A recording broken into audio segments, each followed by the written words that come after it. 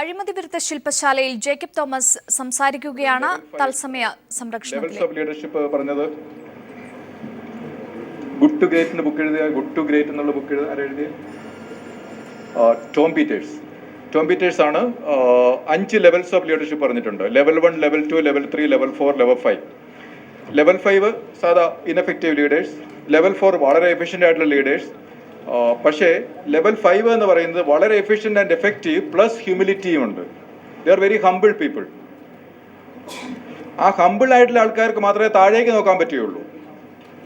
അവർ മുകളിലേക്ക് മാത്രം നോക്കുന്നവരല്ല. ലെവൽ 4 വരെയാണ് മുകളിലേക്ക് നോക്കി മാത്രം മതി. എനിക്കപ്പോൾ പ്രൊമോഷൻ കിട്ടും, എനിക്കങ്ങനെ ഉയരാൻ പറ്റും, എൻ്റെ സെൽഫ് ഇൻട്രസ്റ്റ് മാത്രമാണ് അവരുടെ താല്പര്യം. ലെവൽ 5 ആകുമ്പോഴത്തേനും അവർ താഴേക്ക് നോക്കുന്നവരായിട്ട് മാറുന്നു. അപ്പോൾ അതും ഫോളോവേഴ്സ് ഇല്ലാതെയുള്ള ഒരു ലീഡർഷിപ്പ് ഡെവലപ്മെന്റ്. ഞാൻ ആദ്യം പറഞ്ഞത് ഫോളോവേഴ്സ് ലീഡേഴ്സിനെ ഷേപ്പ് ചെയ്യുന്നു എന്നുള്ള കാര്യം every society gets what it deserve. പക്ഷേ ടോം പീറ്റേഴ്സ് പറഞ്ഞിരിക്കുന്നത് ലെവൽ 5 ലീഡറിൽ എത്തുമ്പോഴത്തേനും ഫോളോവർ ഇൻഫ്ലുവൻസ് ഇല്ല.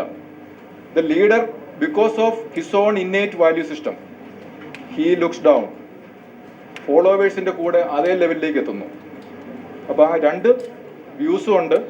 And I subscribe to the Tom Peters view. ഹ്യൂമിലിറ്റിയാണ് ഒരു ലീഡർക്ക് ഏറ്റവും അത്യാവശ്യം വേണ്ട ഒരു ക്വാളിറ്റി. അത് കഴിഞ്ഞാൽ ബാക്കി കാര്യങ്ങളൊക്കെ നമ്മളുടെ ഷേപ്പ് ചെയ്ത് വന്നോളൂ. Hope I answered.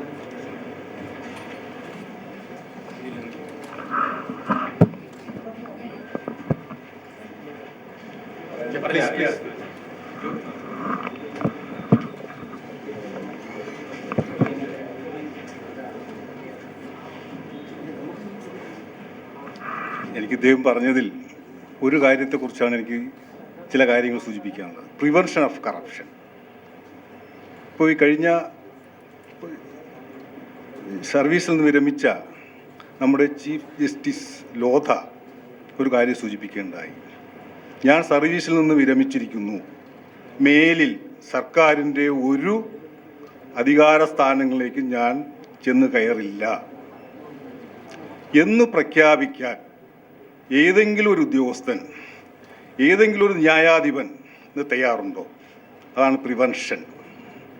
മറിച്ച് ഇപ്പോൾ ദത്തു റിട്ടയർ ചെയ്തു, അദ്ദേഹം പറഞ്ഞത് എന്താ? ഞാനിതാ ദേശീയ മനുഷ്യാവകാശ കമ്മീഷൻ്റെ ചെയർമാൻ സ്ഥാനം സ്വപ്നം കണ്ടിരിക്കുന്നു. അവിടെ എവിടെ കറപ്ഷൻ വരുന്നത്? അവിടെ എവിടെ പ്രിവെൻഷൻ വരുന്നത്? അഴിമതി വിരുദ്ധ ദിനത്തോടനുബന്ധിച്ച് സംഘടിപ്പിച്ച അഴിമതി വിരുദ്ധ ശില്പശാലയിൽ DGP ജേക്കബ് തോമസ് സംസാരിക്കുകയായിരുന്നു. അഴിമതിക്കെതിരെ ആഞ്ഞടിച്ചു തന്നെയാണ് DGP ജേക്കബ് തോമസ് പ്രസംഗിച്ചത്. അഴിമതിക്കെതിരെ ശബ്ദിച്ചാൽ സർക്കാർ വിശദീകരണം ചോദിക്കും എന്ന ഒരു നിലപാടാണുള്ളത്. വികസനം എന്നാൽ മുകളിലോട്ടുള്ള വളർച്ച മാത്രമല്ലെന്നും ജേക്കബ് തോമസ് അഭിപ്രായപ്പെട്ടു. ബാർക്കോഴ കേസിൽ മന്ത്രി കെ ബാബുവിനും ബിജു രമേശിനുമെതിരെ ത്വരിത പരിശോധന നടത്താൻ തൃശൂർ വിജിലൻസ് കോടതി ഉത്തരവിട്ടു. അന്വേഷണം പൂർത്തിയാക്കി ജനുവരി 23-നകം റിപ്പോർട്ട് സമർപ്പിക്കാനും കോടതി നിർദ്ദേശിച്ചു. മലയാളവേദി ചെയർമാൻ ജോർജ് വട്ടക്കുളം സമർപ്പിച്ച ഹർജിയിലാണ് കോടതിയുടെ ഉത്തരവ്. മന്ത്രി കെ ബാബുവിന് 1-ാം പ്രതിയും കോഴ നൽകിയ ബിജു രമേശിനെ 2-ാം പ്രതിയുമാക്കണമെന്നായിരുന്നു ഹർജിയിലെ ആവശ്യം. മന്ത്രി ബാബു പണം വാങ്ങിയെന്നും താൻ പണം നൽകിയെന്നും ബിജു രമേശ് മാധ്യമങ്ങളിലൂടെ വെളിപ്പെടുത്തിയിരുന്നു. കോഴ വാങ്ങുന്നതും നൽകുന്നതും കുറ്റകരമായ സാഹചര്യത്തിൽ ഇരുവരെയും പ്രതിയാക്കണമെന്നായിരുന്നു ഹർജിയിലെ ആവശ്യം. ബിജു രമേശിന്റെ ആരോപണങ്ങളടങ്ങുന്ന 15 മിനിറ്റ് ദൈർഘ്യമുള്ള ദൃശ്യ CD പരാതിക്കൊപ്പം ഹാജരാക്കിയിരുന്നു. ഹർജി പരിഗണിച്ച കോടതി ഇതു സംബന്ധിച്ച് ത്വരിത പരിശോധന നടത്താൻ വിജിലൻസിനോട് നിർദ്ദേശിക്കുകയായിരുന്നു. ജനുവരി 23-നകം അന്വേഷണം പൂർത്തിയാക്കി റിപ്പോർട്ട് സമർപ്പിക്കാനും കോടതി നിർദ്ദേശിച്ചു. എന്നാൽ ഹർജിയെ സർക്കാർ അഭിഭാഷകൻ കോടതിയിൽ ശക്തിയായി എതിർത്തു. കെ ബാബുവിനെതിരായ ആരോപണത്തിൽ കഴമ്പില്ലെന്നും പ്രാഥമിക പരിശോധന പൂർത്തിയായതാണെന്നുമായിരുന്നു സർക്കാർ അഭിഭാഷകന്റെ വാദം. എന്നാൽ കോടതി ഈ വാദം അംഗീകരിച്ചില്ല. അന്വേഷണത്തെ നിരുത്സാഹപ്പെടുത്തേണ്ടെന്ന് സർക്കാർ അഭിഭാഷകനോട് കോടതി വാക്കാൽ നിർദ്ദേശിക്കുകയും ചെയ്തു. മലയാളവേദി ചെയർമാൻ ജോർജ് വട്ടുകുളമാണ് ബാർക്കോഴയിൽ അന്വേഷണം ആവശ്യപ്പെട്ട് വിജിലൻസ് കോടതിയെ സമീപിച്ചത്. പിന്നെ കോടതി പറയുകയും ചെയ്തു, വാക്കാൽ കോടതി പറഞ്ഞു, ഇതിൽ അന്വേഷണത്തിൽ എന്തെങ്കിലും പ്രശ്നങ്ങളുണ്ടെങ്കിൽ ഇതിനിടയ്ക്ക് ഹർജിക്കാരൻ ഇടപെടാം, ഹർജിക്കാരൻ കോടതിയെ സമീപിക്കാം, കോടതി ശക്തമായ രീതിയിൽ ഇടപെടും എന്ന് 3 തവണയെങ്കിലും കോടതി പറഞ്ഞിട്ടുണ്ട്. ശക്തമായി ഇടപെടുന്നു. ബാബുവിനെതിരായ പരാതിയിൽ പ്രാഥമിക പരിശോധന മാത്രം നടത്തി വിജിലൻസ് കേസ് അവസാനിപ്പിച്ചത് വിവാദമായിരുന്നു. ത്വരിത പരിശോധനയ്ക്ക് കോടതി ഉത്തരവിട്ടതോടെ ബാർക്കോഴ ആരോപണം നിർണായകമായ മറ്റൊരു ഘട്ടത്തിലേക്ക് കടക്കുകയാണ്. News bureau, Thrissur. ബാർക്കോഴയിൽ കെ ബാബുവിനെതിരെ ക്വിക്ക് വെരിഫിക്കേഷൻ ഉത്തരവിട്ട കോടതി നടപടിയിൽ വിധിയുടെ പകർപ്പ് ലഭിച്ച ശേഷം പ്രതികരിക്കാമെന്ന് കെ ബാബുവും രമേശ് ചെന്നിത്തലയും പ്രതികരിച്ചു. അല്ല, കേസിൻ്റെ വിവരമൊന്നും എനിക്ക് അറിഞ്ഞുകൂടാ. അതറിഞ്ഞതിന് ശേഷം പറയാൻ പറ്റുള്ളൂ. അല്ലെന്നേ, ഞാൻ പറഞ്ഞില്ലേ, എനിക്ക് തൃശ്ശൂർ വിജിലൻസ് കോടതിയിലെ കേസിനെ കുറിച്ച് എനിക്ക് അറിഞ്ഞുകൂടാ. ഏതായാലും ഈ പ്രിലിമിനറി എൻക്വയറി റിപ്പോർട്ട് കോഷ് ചെയ്യണമെന്ന് പറഞ്ഞ് ഹൈക്കോടതിയിൽ വന്നിരുന്നല്ലോ. അപ്പോൾ ഹൈക്കോടതി ഇതിനകത്ത് ഇടപെടാൻ ബുദ്ധിമുട്ടാണെന്ന് പറഞ്ഞാൽ ഡിസ്പോസ് ചെയ്തതാണ്. തൃശ്ശൂർ വിജിലൻസ് കോടതിയിലെ കേസിനെ കുറിച്ച് എനിക്ക് അറിഞ്ഞുകൂടാ. അറിഞ്ഞതിന് ശേഷം പ്രതികരിക്കാം. അല്ല, ഇപ്പോൾ അത് പറയാമല്ലേ, അറിയട്ടെ. എനിക്ക് വിശദാംശങ്ങൾ ലഭ്യമല്ല. എന്താണ് കോടതി പറഞ്ഞിട്ടുള്ളതെന്ന് നോക്കിയ ശേഷം കാര്യത്തെപ്പറ്റി പ്രതികരിക്കാം. ഇപ്പം ഇന്ന് ഞാനും നിങ്ങളെപ്പോലെ തന്നെ ടെലിവിഷൻ മാത്രമാണ് ഇത് കണ്ടത്. അപ്പോൾ കോടതി വിധി കിട്ടിയ ശേഷം ഇതിനെപ്പറ്റി ഒരു അഭിപ്രായം പറയുന്നതാണ് ആയിരിക്കും നല്ലത്. ആദ്യം അത് കിട്ടട്ടെ, അതിൻ്റെ ജഡ്ജ്മെൻറ്റ് കിട്ടട്ടെ, കിട്ടിയ ശേഷം പ്രതികരിക്കാം. വിജിലൻസ് അന്വേഷണത്തിൽ പ്രതീക്ഷയില്ലെന്ന് ബിജു രമേശ്. സ്വതന്ത്ര ഏജൻസിയെ കൊണ്ട് അന്വേഷിപ്പിക്കണമെന്നും ബിജു രമേശ് പീപ്പിൾ ടിവിയോട് പറഞ്ഞു.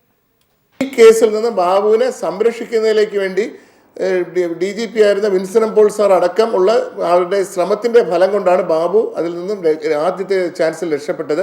ഇപ്പോഴും ഇത് തന്നെ സംഭവിക്കുമെന്നുള്ള അതിൽ കാര്യം ഗവൺമെൻറ് ശക്തമായ ഇടപെടലുകൾ ഇതിനകത്തുണ്ടാവും. അതുകൊണ്ട് ഒന്നുകിൽ കോടതിയുടെ നേരിട്ടുള്ള നിരീക്ഷണത്തിൽ അന്വേഷണം മുന്നോട്ട് പോകണം, എങ്കിൽ നമുക്ക് കുറേയെങ്കിലും കോടതിക്ക് അത് ഉദ്യോഗസ്ഥരെ കൊണ്ട് നിയന്ത്രിക്കാൻ കഴിയും എന്ന് പ്രതീക്ഷിക്കാം. ഇല്ലെങ്കിൽ ഇൻഡിപെൻഡന്റ് ഏജൻസി അന്വേഷിച്ചാൽ ഇതിൻ്റെ വസ്തുത പുറത്തു വരും. മുഖ്യമന്ത്രി ഉമ്മൻചാണ്ടിയുടെ ദില്ലി സന്ദർശനത്തെക്കുറിച്ച് വീണ്ടും കേരള ഹൌസ് അധികൃതരുടെ മലക്കം മറിച്ചിൽ. ഉമ്മൻചാണ്ടി സരിത കൂടിക്കാഴ്ച നടന്നുവെന്ന് പറയുന്ന 2012 ഡിസംബർ 27-ന് മുഖ്യമന്ത്രി ദില്ലിയിൽ ഔദ്യോഗിക പരിപാടിയിൽ പങ്കെടുത്തുവെന്നാണ് പുതിയ വിശദീകരണം. ആദ്യം നൽകിയ വിവരാവകാശ മറുപടിയിൽ മുഖ്യമന്ത്രിക്ക് അന്നേ ദിവസം ഔദ്യോഗിക പരിപാടികൾ ഇല്ലായിരുന്നുവെന്നാണ് കേരള ഹൌസ് വ്യക്തമാക്കിയിരുന്നത്. അതേസമയം നാളെ സോളാർ കമ്മീഷൻ മുമ്പാകെ ബിജു രാധാകൃഷ്ണൻ ഹാജരാകുമെന്ന് അഭിഭാഷകൻ അറിയിച്ചു. 2012 ഡിസംബർ 27-ന് ദില്ലിയിൽ വെച്ച് സരിതാ നായർ മുഖ്യമന്ത്രി ഉമ്മൻചാണ്ടിയുമായി കൂടിക്കാഴ്ച നടത്തിയെന്നാണ് ബിജു രാധാകൃഷ്ണൻ സോളാർ കമ്മീഷനിൽ മൊഴി നൽകിയിരിക്കുന്നത്.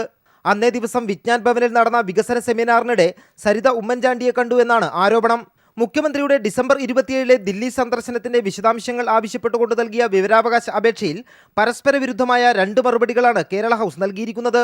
ആദ്യം നൽകിയ മറുപടി ഇങ്ങനെ: മുഖ്യമന്ത്രി ഡിസംബർ 27-ന് ദില്ലിയിൽ ഉണ്ടായിരുന്നു, എന്നാൽ ഔദ്യോഗിക പരിപാടികളിൽ ഒന്നും പങ്കെടുത്തിട്ടില്ല.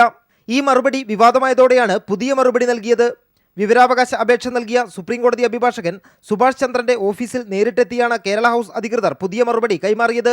മുഖ്യമന്ത്രി ഉമ്മൻചാണ്ടി ഡിസംബർ 27-ന് വിജ്ഞാൻ ഭവനിൽ നടന്ന പരിപാടിയിൽ രാവിലെ മുതൽ പങ്കെടുത്തുവെന്നാണ് പുതിയ മറുപടിയിലുള്ളത്. മുഖ്യമന്ത്രി ഔദ്യോഗിക പരിപാടിയിൽ പങ്കെടുത്തുവെന്ന് കേരള ഹൌസ് PRD വിഭാഗം പത്രക്കുറിപ്പ് പുറത്തിറക്കുകയും ചെയ്തു. മുഖ്യമന്ത്രിയുടെ കൂടെ പേഴ്സണൽ സ്റ്റാഫ് അംഗങ്ങൾ താമസിച്ചിട്ടില്ല എന്ന് ആദ്യം മറുപടി നൽകിയ കേരള ഹൌസ് പുതിയ മറുപടിയിൽ ആ കാര്യവും തിരുത്തി. മുഖ്യമന്ത്രിയുടെ പ്രിൻസിപ്പൽ സെക്രട്ടറി ദിനേശ് ശർമ്മ ഉണ്ടായിരുന്നു എന്നാണ് പുതിയ മറുപടിയിലുള്ളത്. ഉമ്മൻചാണ്ടിയുടെ ദില്ലി സന്ദർശനത്തെക്കുറിച്ച് കേരള ഹൌസ് തെറ്റിദ്ധാരണാജനകവും പരസ്പര വിരുദ്ധവുമായ മറുപടികൾ നൽകുന്നത് മുഖ്യമന്ത്രി സരിത കൂടിക്കാഴ്ചയെക്കുറിച്ചുള്ള ദുരൂഹതകൾ വർദ്ധിപ്പിച്ചിട്ടുണ്ട്. M. സന്തോഷ്, ദില്ലി. ശബരിമലയിലെ മാലിന്യ പ്രശ്നത്തിന് പരിഹാരം കാണാനായി തുടങ്ങിയ സ്വീവേജ് ട്രീറ്റ്മെന്റ് പ്ലാന്റിൽ പ്രശ്നങ്ങളുണ്ടെന്ന് ഉന്നതാധികാര സമിതി ചെയർമാൻ K. ജയകുമാർ. മാലിന്യം ശേഖരിക്കുന്ന പൈപ്പ് ചില പോയിന്റുകളിൽ എത്തിയിട്ടില്ല. ഈ സ്ഥിതി തുടർന്നാൽ ഞുണങ്ങാറിനെയും പമ്പയെയും മാലിന്യമുക്തമാക്കാനുള്ള ശ്രമം വിജയിക്കില്ലെന്നും പ്ലാന്റ് സന്ദർശിച്ച ജയകുമാർ പറഞ്ഞു. ശബരിമലയിൽ പുതുതായി തുടങ്ങിയ സ്വീവേജ് ട്രീറ്റ്മെന്റ് പ്ലാന്റിന്റെ പ്രവർത്തനം സംബന്ധിച്ച് ആശങ്ക ഉയർന്ന സാഹചര്യത്തിലാണ് ഉന്നതാധികാര സമിതി അധ്യക്ഷൻ K. ജയകുമാർ പ്ലാന്റ് സന്ദർശിച്ചത്. മാലിന്യം ശേഖരിക്കുന്ന കാര്യത്തിൽ പ്ലാന്റിന് ആരംഭഘട്ടത്തിലുണ്ടാകുന്ന പ്രശ്നങ്ങളുണ്ടെന്ന് അദ്ദേഹം പറഞ്ഞു. സെപ്റ്റിക് ടാങ്കുകളിൽ നിന്നുള്ള മാലിന്യം ശേഖരിക്കുന്ന പൈപ്പ് ചില പോയിന്റുകളിൽ എത്തിയിട്ടില്ല. 3 ദിവസത്തിനുള്ളിൽ പ്രശ്നങ്ങൾ പരിഹരിക്കാനാവുമെന്നാണ് പ്രതീക്ഷ. പ്രശ്നം ഇതിൽ നിന്ന് പോകുന്ന വെള്ളം കൊണ്ടല്ല ഈ ന്യൂനങ്ങാറിലെ കോളിഫോമിന്റെ പ്രശ്നം. ഇതിലേക്ക് വരാതെ പലയിടത്തുനിന്ന് ഒഴുകിപ്പോകുന്ന വെള്ളമാണ് പ്രശ്നം. അത് പലയിടത്തും നെറ്റ്വർക്ക് പോകാത്തതിന്റെ പ്രശ്നം ശ്രദ്ധയിൽപ്പെട്ടു. അതിപ്പോൾ പരിഹരിച്ചുകൊണ്ടിരിക്കുന്നു. ചില സെപ്റ്റിക് ടാങ്കുകളിൽ നിന്ന് മുഴുവനായിട്ട് ഇങ്ങോട്ട് പമ്പ് ചെയ്തിരുന്നില്ല, അത് ചെയ്യുന്നുണ്ട്. ചില സെപ്റ്റിക് ടാങ്കിൽ ലീക്ക് ഉണ്ടായിരുന്നു, അത് കംപ്ലീറ്റ് നമ്മൾ ട്രെയിൻ ചെയ്യുന്നുണ്ട്. ഇതൊരു വലിയ പ്ലാന്റ് ആരംഭിക്കുമ്പോൾ കൊച്ചു ആരംഭത്തിന്റെ പ്രശ്നങ്ങൾ. ശബരിമലയിലേക്കുള്ള കവാടം എന്ന നിലയിൽ പമ്പയുടെ സൗന്ദര്യവൽക്കരണം നടപ്പാക്കും. പമ്പയിൽ നിലവിലുള്ള മാലിന്യ സംസ്കരണ പ്ലാന്റ് കാര്യക്ഷമമല്ലാത്തതിനാൽ പുതുതായി പ്ലാന്റ് തുടങ്ങേണ്ടതുണ്ട്. ശബരിമലയിലെയും പരിസരങ്ങളിലെയും നിർമ്മാണ പ്രവർത്തനങ്ങളുടെയും മറ്റും കാലതാമസം ഒഴിവാക്കാൻ നടപടിയെടുക്കുമെന്നും അദ്ദേഹം പറഞ്ഞു. ഇക്കാര്യങ്ങളടക്കം ചർച്ച ചെയ്യാനായി 12-ന് ഉന്നതാധികാര സമിതി യോഗം ചേരുമെന്നും K. ജയകുമാർ അറിയിച്ചു. സന്നിധാനത്തു നിന്നും ക്യാമറാമാൻ ബിച്ചു പൂവച്ചലിനൊപ്പം ജിതിൻ ചന്ദ്രൻ.